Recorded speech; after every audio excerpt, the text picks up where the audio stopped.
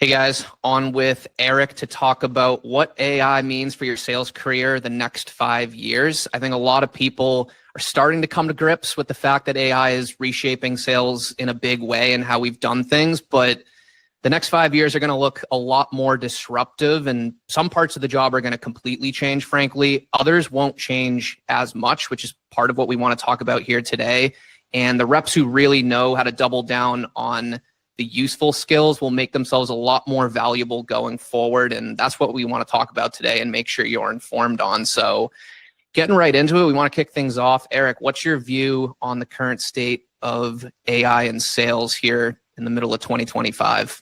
Yeah, thanks for having me, man. And just to be clear, I recently attended a webinar talking about this as well, and it was just high level garbage for 60 minutes. So we're actually going to get like really specific into what we're seeing and what we're using on the front lines. I just feel like that's worth throwing out because there's so much hype here, and all of these webinars, all of these opinion pieces I see are not people that are actively leveraging and using AI every single day. I think what I'm seeing right now, one, let's start with the individual rep level, because I know that's where we're kind of focused right now. Companies are, I think, very reluctant to buy brand new AI, even if it is like ahead of the curve. I'm finally seeing some call recording technology and some other things that are coming out that are actually really impressive and leveraging AI, but it's not in the hands of individual reps yet. With that being said, I think we've made a ton of free videos on both of our channels, by the way, about how to use AI just using the $20 a month ChatGPT plan. And that's what I would say right now is the current reality, regardless of how forward thinking your company is, regardless of how progressive they are on spending on AI tools for salespeople, you need to become very efficient at using ChatGPT to create GPTs and projects that do repeatable tasks for you, if nothing else, to like be better at your job. We have unlocked a ton of potential with what we're already building. And I will say, like, again, Connor and I were both skeptics last year of using it because we would put stuff in, we'd get a generic email template out, and yeah, it's cool, it could write it for us, but it wasn't what we wanted. The reality is now, if you prompt AI with literally just like ChatGPT, Claude, $20 a month plan, if you actually learn how to prompt it correctly, it will give you as good or better outputs than you can generate yourself. And it will quite literally save you like 10 hours a week. So I think that's at the rep level. Just on the broader macro, I think that's the interesting thing with like AI and sales. I'm actually seeing a lot of SDRs crush it at AI startups right now, because I think, one, from a setting a meeting standpoint, everyone's super interested in AI. So if you are at a strong like YC backed or otherwise reputable AI company, it's a really great place to be as an SDR. Account executive wise, I know we're going to break this down much more, and maybe I'll cut myself off here to get your thoughts. But I think, from a what would I want to be selling standpoint, and maybe just zooming out aside from your day to day, I think being in a highly technical sale doesn't have to be AI. But if you're selling like commodity SaaS right now, even, your CRMs of the world, if you're not at HubSpot or Salesforce, or if you're at some like marketing tech SaaS platform or intent data company, again, there's always going to be a market for that. But I would really, if you're early enough in your career right now to not totally disrupt your trajectory, I would try and either get into a very reputable AI company, because there's a lot of trash ones, or a very complex sale. Think your databases, your cloud infrastructure, certainly what you're doing in the observability space, DevOps, automation. If there's a way that you can find a footing in there, it's not to say that you're going to be good and like great forever, but I think you're just going to have a much longer chance to have, ride and sell on complex cycles and just be a little bit more future-proofed to some of the things that we're seeing. But I'll cut myself off because I could talk for an hour and a half, but I don't know. What are your thoughts, Connor? Yeah, no, I resonate with a lot of that. I mean, the way I'm currently seeing it is, like everyone, I think there was a little denial at first when I first saw some of this stuff coming out, some of the new models since really the year 2022. At first, I was in denial. I was like, this isn't going to have a big impact. But deep down, you knew you didn't want things to change. I was like, I'm good at the current state. Like, I don't want to learn this whole new AI world or anything like that. I think this year was really the inflection point where whether it was the models getting better or some of the functionality, like projects, like a combination of all of that, I think a lot of people started to realize and come to grips with the fact that this isn't going anywhere, and the people who actually learn how to use it are going to be the ones who are more valuable sales reps in the future, honestly. Interesting observation of mine. it's not like a hard cutoff, but what I've noticed is that it's actually the people, I'll call it generally age 45 and above, who have historically, they're the enterprise strategic sales reps who've been doing this 20 plus years. These are the people who are least willing to learn new AI and get on top of this. They don't want to learn new skills. They want everything to stay the same. They're the most in denial. For most of our audience, because most of our audience falls below that, those are the people I actually see leaning into it and taking advantage of it. Not everyone, certainly not even the majority, but I actually view this as a big opportunity for younger, less experienced salespeople to make a big jump over people who've historically just been able to run circles around them due to their experience, their connections, they have their processes down. If you start to identify certain areas like logging CRM notes, preparing for discovery calls, things that used to take hours and hours of work each week, and you're able to basically reduce that down to close to zero for yourself, just minutes per week, you leave a lot of time open for yourself to actually focus on running a better sales cycle, as an example, or being more strategic, breaking into accounts, things like that. So we've gotten to the point where the best reps are identifying areas they're doing repeatedly every day, coiling the spring for themselves by either creating a project or a GPT to do that workflow over and over again, things like that. So that's currently how I see it. A lot's changed in just the last year, but I know we also want to talk about what will change in the next 5 years. It's hard to project out that much, but curious from your perspective, Eric, where you see things going, if you see things accelerating, if so, what areas, things like that. Yeah, I think maybe speaking to first the tactics of cold email. Cold email will never be fully dead, but I think it's only going to continue to get harder, because I will even say, running this YouTube channel, I get so many emails now. Aside from just the sheer volume, it's also like previously I used to take a customized email a little bit more serious. And yeah, every once in a while I'll read one or two. But now with tools like Clay, with other AI tools that can like scrape your information and format that into an email, I'm basically completely desensitized to emails unless it's a company or brand I already know or found myself. And then, they followed up in one way, shape, or form. So I think pure outbound emailing in particular is going to get more difficult. It's not just a volume thing, but it's also like, again, tools like Clay, they have their place, and customization and all of that, that will always work to an extent. But as it becomes easier and more accessible for everyone with less effort to still be pretty customized, now if the base level is a highly customized email, you're kind of getting washed out. So if you had, the things that work now are not going to work in the future. And I just think more broadly, as technology is enabling more and more customization at scale on emails, it's just going to be a weaker and weaker channel. That being said, as you might guess, I think cold calling is going to be more of a premium, and I'm sure we can dive into that further. But I think, like, lastly, from an individual rep, and like if I'm starting to think about the skill sets I need, I do think over time, it's still going to be a very highly paid position, but you are going to see teams not hiring bodies, or like, hey, we just raised 100 million in funding. They're not going to hire 20 SDRs. They're going to hire 5, and they're going to be very smart people that can multitask and multi-thread very well, just in terms of day-to-day activities. And I think the average IQ, just to make a simple analogy, but like the average ability and potential and capability of an individual breaking into tech sales, that bar is going to keep raising, because I think it's still going to be as or more lucrative than it's already been. And because of that, it's going to attract bigger and better talent, and companies are specifically not going to be looking for someone that has a great personality anymore. They're going to be looking for someone that has like baseline IQ in addition to being really high on the EQ side. But a lot of generalizations there. I can definitely break it down more specifically, but those are what I think are some of the biggest trends you're going to see in the next 5 years. Yeah, I totally resonate with that last point. I think right now, a lot of the AI, ChatGPT, Claude, whatever your choice is, capabilities aren't priced in. Like what they expect of reps is what they've traditionally expected of reps in the past. They think CRM notes take a certain amount of time, prepping for discovery calls, things like that.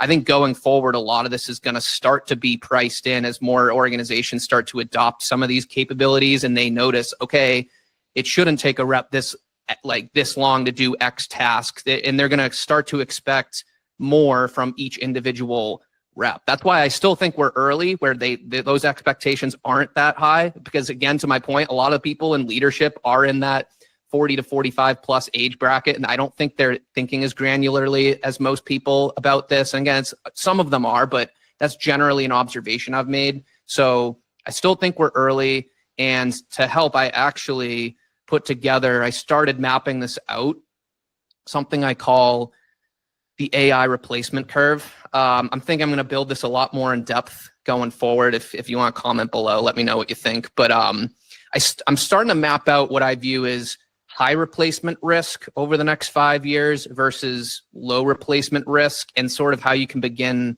to future-proof yourself or just protect yourself, or where you should be thinking going forward. So what I view as high replacement risk is anything high volume, low complexity outreach. So think just spraying and praying blasted cold email templates or LinkedIn messaging, insert high volume, low complexity task here. I think that's at risk of getting automated in the near term.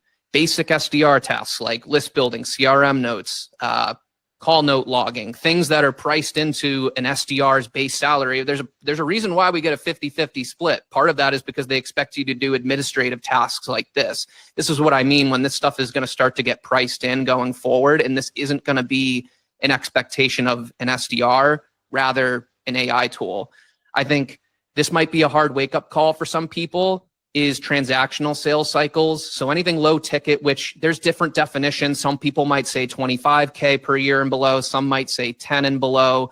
But I think the lower ticket, more transactional you are, the more at risk over time that some sort of AI agent or inbound AI capability that the company implements is going to replace your job essentially. And then sort of on that note, simple Q&A, like if some inbound lead comes to your website, a lot of companies right now pay a rep a full-time salary and health benefits to take those calls and answer questions, where they could pay an AI agent $2K per month that maybe right now as we speak isn't as good, but it's going to get better over time, who can handle basic questions, can work 24/7 around the clock, things like that. No, I totally agree. I mean, a very real example as well on I think the transactional sales side, even just this week, quite literally. So I bought skis a year and a half or so ago, and I just bought some this week as well, because I had a great experience with that brand. I'm ready to get the other set. I'm going to be set for like the next 10, 20 years of skis. It's amazing.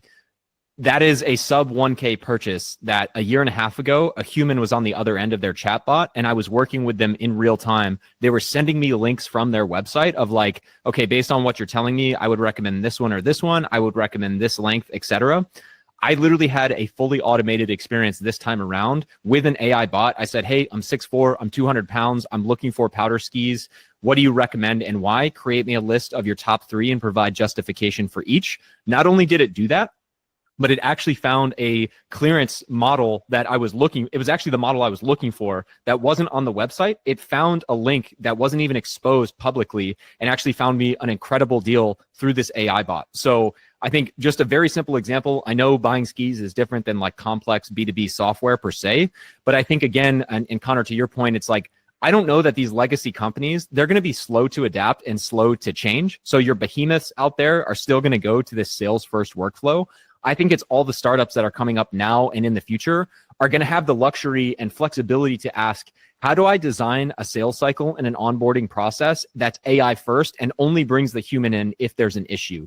And that's where I think once, I think we're 3 to 5 years away from seeing that with some of these upcoming startups to where they do that very smoothly.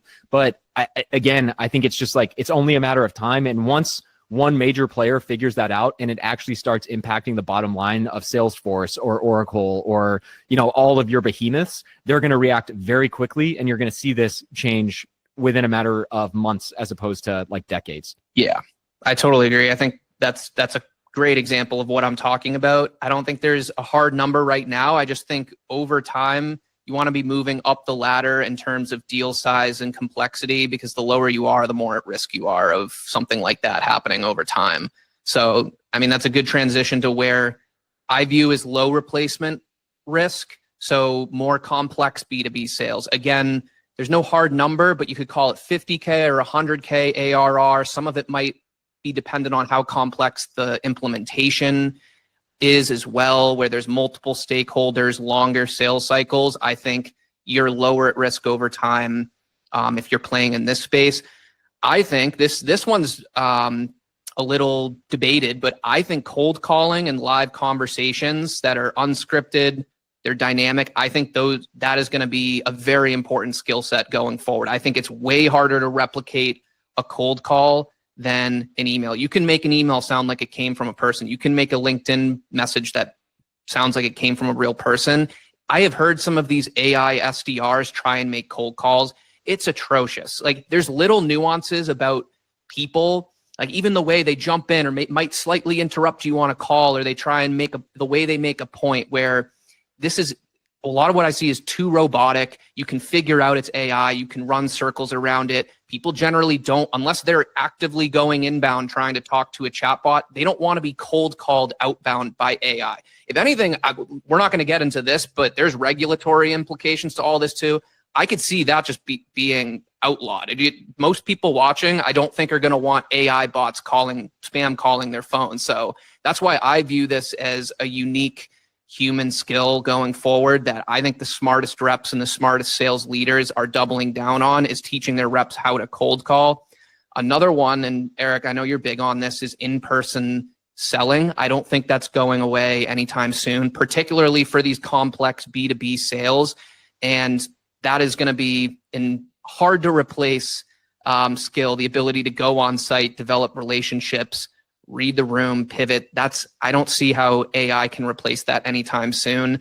On that same note too, executive conversations. I don't think executives are going to make big, complex B2B decisions based on what some AI chatbot is telling them. I think they're going to want to talk to a human before making any sort of decisions like that.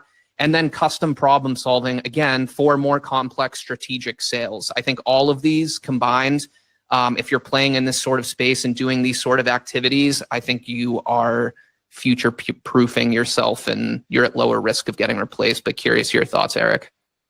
Completely. I mean, I want to double tap on the cold calling one as a real data point. I mean, higher levels has grown significantly. I'm getting 40 emails a day. I literally had the first cold call I think I've had in all of 2025 from like a reputable brand, not someone claiming they're the IRS or whatever, it was like fake calls. But I had someone actually give me a real cold call, and shout out if they're listening to this, that booked a meeting with me. It's a brand you would all recognize, and we're going to talk this upcoming Wednesday, because it was actually a thoughtful cold call. And I've literally, in all of 2025, probably had 10,000 plus emails. I don't know the actual number, but it's not an exaggeration to say I get 40 to 50 cold outreaches a day. One person in 8 months has called me and they set a meeting. So just double tapping on that. And yeah, with the in-person in particular, I think that's super valuable even now. There's a whole generation of tech sales reps that came up in the COVID era, and that's fine. It's just a matter of the times, but none of them have sold in person. And I know that was a huge issue at some previous companies I've worked at. There were reps that were, quite frankly, like not willing to hop on a plane and go visit their customer. And without getting specific, like there were consequences for that. So, I think on the flip side, if you're someone that has been selling in a highly complex vertical, you have been selling databases for 5-10 years, you have a track record of flying on site, you can speak to win stories, loss stories. And obviously this isn't just in the context of an interview, but I think if you're someone that has enough tools in the bag, that has that in-person experience, it's going to show on several different levels, and it's just going to give you the most leverage to have the highest earning potential, in my opinion. So yeah, I totally agree. Hopefully that's just more depth to what you said. So I think that's a big differentiator going forward. If you have the ability to go on site and develop those relationships, that's a high value skill that is going to be near impossible to get automated away over time. But then last point too, just sort of reverse engineering all of that in terms of how do we get ourselves to a low replacement risk category. So one, you got to climb the deal size ladder, all things equal. If you're selling bigger, larger, more complex deals, you're less at risk of any of this.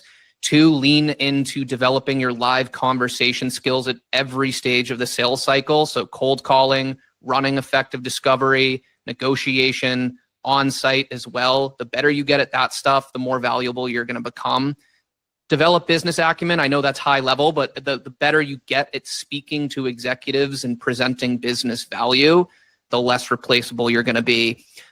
This is a bit of a unique one, I think, becoming the subject matter expert on leveraging AI in your organization. I think this is where the young generation has a massive advantage, where the older generation who's been doing this 20, 30 years and doesn't want things to change, they're not thinking in depth about how they can be leveraging AI in their own role as much as some of the younger generation. If you can become, you don't have to be, for lack of a better term, a hardo about it, but if you can create like what we do, GPTs, projects for yourself, you get a lot of success from them. You show it to your manager, be like, hey, here's how I'm prepping for discovery calls. This used to take me an hour, now it takes me 5 minutes. And they're like, damn, can you show that to the rest of my team? If you become that person in your org, that is, I think, a huge opportunity to become a more valuable sales rep for yourself right now that no one's really taking into account. And then this one, I've been against this one in the past, but building a personal brand, call it on LinkedIn. And I'm not talking about posting about sales tips and tactics unless that's what you sell. I'm talking about becoming a trusted voice in your specific niche, like connecting with people in your industry, potential buyers, people at your accounts, building a network, and just being consistent. Like whether it's once a week, just making a valuable post, asking for nothing in return about your solution, the niche, the industry that you work in, things like that. Just becoming a trusted and consistent voice in the feeds of the people you're trying to sell to, and they know you're a real person that they can trust. You're going to be a lot harder to replace, in my opinion, if you're getting inbound momentum from things like that. So that's something I've seen just in the last year become a lot more important. But this is kind of what, at a high level, how I view like things you can tactically do to make yourself less replaceable by AI over time. Yeah. And I would add, maybe, I think one of the things that stands out among all of those, which are all valid, when you talk about climbing the deal size ladder, I think it's really easy to put yourself in a box when you're a rep and say, oh, well, my company only sells like 5 to 10K land deals, and then they expand from there. But I think, again, I don't want to make this like that webinar I referenced when this video first started. That was just horrible buzzwords and like, well, the fundamentals will still apply. AI is an amplifier. But I will say, like, some of the skills, aside from just landing at the right company or landing in the right territory, which you have some control, but not always as much control as you'd like over, I do think this is hitting down on some of the sales fundamentals, and it's up to you to determine which methodology and all of that is best. But again, climbing the deal size ladder is something that you do have some control, in the sense that, are you able to take a customer that wants to maybe start with a $2,000 contract and make it compelling enough for them and uncover enough pain and justify why they should start at a $15K a month contract, right? Like those are real conversations I've had, even when I was an SMBAE, where I had a company think, hey, you know, I kind of want to start with this. And I basically, over the course of several months, had to build a case and get them to buy into an $80K a year contract as opposed to a $20K. So these are, you know, it's easy to see that and say, oh, well, that's nice, Connor. Like, I want to work at a my company doesn't fit that model. And yeah, maybe there are some limitations. Maybe if you're an SMBAE, you're not going to sell a $500,000 deal per se. But these are things that, again, I would be thinking about individually as a rep in seat, which is, how can I tell a win story, whether it's at my company for a promotion or going externally? How can I say, hey, the average deal size was 10K, but I averaged 30K for this reason? Or you have a win story about how you got someone who initially wanted to pay you $10,000 a year and you talk them into a $150,000 a year contract, right? So these are some of the things, I think, just more realistically and more granularity to all these points on the day-to-day, that I would be thinking about and stacking those wins in your mind, and kind of just thinking about the next 2 to 3 years, what I would do to be in a position where, regardless of what your company gives you, your territory and all of that, you can still kind of play to these skills and communicate that you've done this effectively. So, yep. No, that's a great perspective. I think that kind of takes us to where I wanted to close things off, which is, what do you see as the biggest career opportunities for people who are watching in the space when it comes to leveraging AI going forward? Because I'll get into mine, but I see new types of jobs being available, or it's just people who want to take advantage of this stuff. I was talking a little bit about it there in terms of just becoming the subject matter expert in your org. I think that will open up a lot of career opportunities for yourself, but curious to hear your perspective, where some of these opportunities, or where you see things potentially opening up for the viewers here. Yeah, I think some of it's going to depend on your stage of your career and appetite for risk. Obviously, there's no one size fits all. I can't speak to your situation if you have kids or you're 10 years in or whatever it may be. I would say if you're young right now, and maybe you don't want to go full risk of like AI startup, which is fine. I would still get at a company that has a pretty good outlook on that in terms of like AI or AI adjacent. So, I mean, I'm just pulling like big brands out of my hat. Don't lean too much into this. But like, as an example, someone like Snowflake that is like a data warehousing company, they're using and storing tons of data efficiently that no doubt will be used for AI applications. So that's what I would try and think about if I'm breaking into the industry. Maybe I don't have the risk to go like unproven startup, but what is at least, whether it's like cloud infrastructure, databases, data analytics, like data processing, warehousing, things of that nature. Like there's many adjacent verticals that I would position myself in that are never going away. They're always, even if AI automates a lot of jobs, there's still like some complex solutions that are in that ecosystem that will always be required and be very mission critical. So that is where I would land first if you're breaking in, and or if you have the appetite to go straight for an AI SDR and you want to take that risk. I think, again, assuming you have pretty high risk appetite, that's where I would do if I was young in my career. I would just go all in on an AI startup. The reason being, nobody knows how to sell this stuff. And if you can even eke out, 2 to 3 years of a track record in selling AI, 3 years from now, in my opinion, as the landscape maybe settles in a little bit more, it's maybe a little bit more clear what kinds of tools are going to win and why.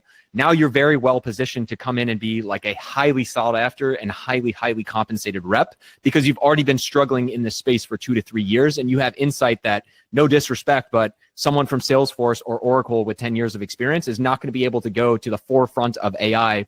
And they can figure it out, but they're not going to have the credibility that you do, being literally in the trenches 2 to 3 years selling AI. And then lastly, I would say, again, I think if you're like mid to later stage in your career and don't want to shake it up too much, individually, you still need to get proficient with AI. So all the things we've talked about with ChatGPT, like that is a non-negotiable regardless of where you're at in your career. But if you want to play a little bit safer, again, I would probably just say that's where I'm at. If I'm 5 to 10 years in, if I have kids, if I have a mortgage or other responsibilities, I'm probably trying to get to a place where I can be like an enterprise strategic level at your Snowflakes of the world, at your Databricks, at your Oracles, at these companies that are serving infrastructure that, regardless of where AI goes, will always be required. So yeah, that's maybe a short way of saying all my thoughts. I agree with everything you said, and I think we're at the point, or to your point, yeah, this isn't a fad. Like, you have to start becoming proficient in this area. I think you're going to start to see this big delineation. I don't think it's happened yet, but I think it will happen over the next couple years between reps who do know how to take advantage of this stuff and those who don't, because the ones who do, their productivity is just going to soar to levels that the people not like. It's just, the delineation is going to become so massive and it's going to happen so fast that you want to be ahead of this. What I'll say to comfort people watching is that if you're probably here with us, and I think we're 30 minutes into this conversation and you're still watching, you're probably one of those people. The people I'm worried about are the people who see a video title like this and get too scared to click it because they're in denial, or it's those people who are 50 years plus who are just trying to eke out a few more high income years to get to retirement or whatever. Those are the people I'm worried about in terms of being replaced by AI. But if you're just spending a little bit of time each day staying on top of this stuff, you will become more proficient than most reps. I think this is also one of my hotter takes is I think you're going to start to see the rise of these sort of super reps that are both account executives and solutions engineers. I think over time, you're going to see a lot of companies combine those roles, because historically you've needed to separate it because both roles require so much work. But now, as things like CRM note updates and prepping for discovery calls take less and less time, they're going to look for people who can do both, who can both stay on top of the sales process, but also demo whatever product you're selling too. So I think people should take that into account. They should be joining companies and organizations where they can see themselves potentially being a technical lead and actually demoing the product while also running the sales cycle. If you can do both, companies, it's better from a cost structure standpoint to not have to hire, to use clean round numbers, 10 AEs and 10 solutions engineers, if they could hire 5 people or 10 people or whatever who can just do both, who can sell and demo. And then lastly, I think this will be interesting. I think there'll be some new roles that arise, whether it's like an AI sales ops role or a sales workflow architect, things like that. People who become really proficient in the sales role, but also understand it from a process and operational standpoint. like a prompt strategist, things like that. I think you'll see opportunities like that open up.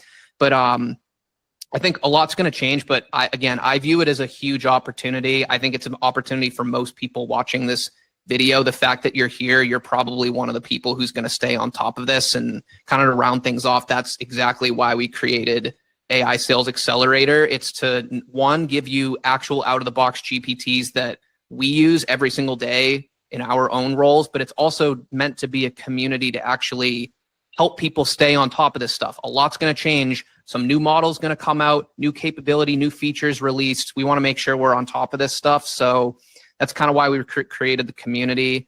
But Eric, I don't know if you have any final thoughts on that, but this has been great. Thanks for sharing your perspective with the audience here.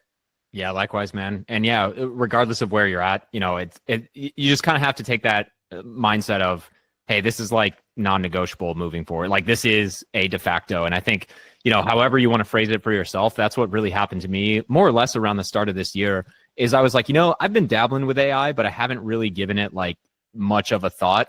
If I were to build my workflows from the ground up, basically using like ChatGPT and Claude, what would that look like? And when I took that approach, yeah, maybe there was a week or two where I didn't feel like I was making progress.